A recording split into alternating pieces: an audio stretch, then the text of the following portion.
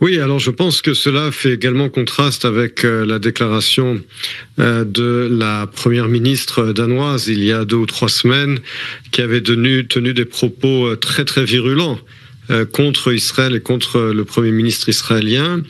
Et je pense que Gideon Sa'ar a eu raison de prendre l'initiative d'inviter à Jérusalem le ministre danois des Affaires étrangères et de remettre les pendules à l'heure.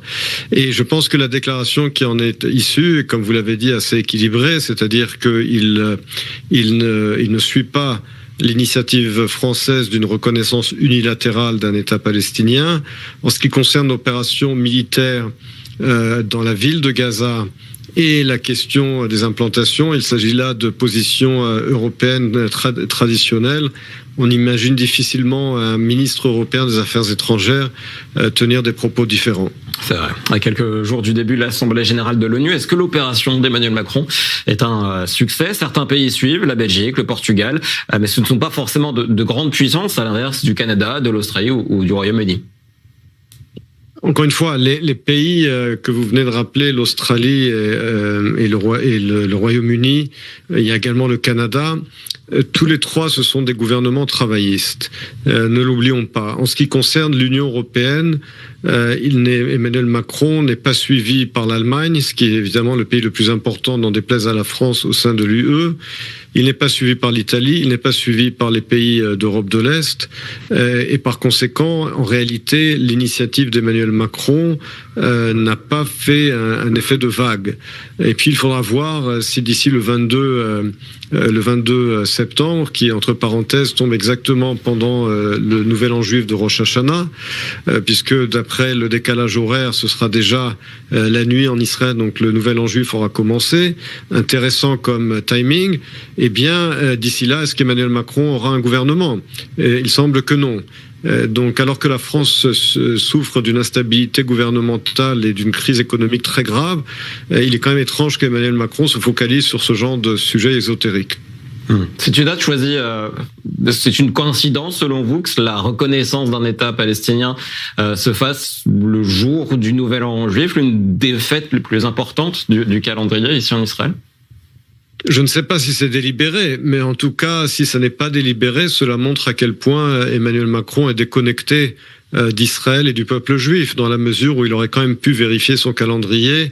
Ça fait quand même maintenant plus de 80 ans qu'il y a des assemblées générales tous les ans des Nations Unies en plein pendant les fêtes juives. On sait très bien que Rosh Hashanah et Yom Kippour tombent en général à la même période. Donc il ne fallait pas beaucoup d'expérience diplomatique pour vérifier dans son agenda si la date tombait pendant une fête juive. Mais il semble que cela n'intéresse pas du tout Emmanuel Macron. Il semble qu'il soit plus intéressé par les directives qu'il reçoit du Qatar et donc de Doha. Donc, entre cette date, donc potentiellement choisie par Emmanuel Macron, entre cette rencontre refusée entre Emmanuel Macron et des responsables juifs américains, ce refus de visite en Israël par Jérusalem, est-ce que tout cela est le signe d'un divorce clair et net entre Israël, les Juifs et la France? Entre Israël, les Juifs et Emmanuel Macron n'est pas la France. Emmanuel Macron est soutenu que par 15% des Français. Et donc, bien qu'il soit président de la République, il n'est pas la France. Et cette crise, c'est lui qui l'a créée, c'est lui qui en est responsable. Et elle durera tant qu'il sera président de la République. Peut-être qu'il aura la classe, comme l'avait eu De Gaulle, de démissionner, vu la situation dans laquelle il a mis la France avant la fin de son mandat. Mais en tout cas, tant qu'Emmanuel Macron sera président de la République, la relation avec Israël et avec la communauté juive de France sera irréparable. Et c'est lui qui l'a voulu. Je pense qu'il est très mal conseillé. On sait quels sont ses conseillers, soi-disant sur le dossier israélien à l'Élysée, ou son conseiller en tout cas. Il est très mal conseillé. Il a créé une crise très grave de ses propres mains. Et il l'emportera avec lui jusqu'à la fin de sa présidence.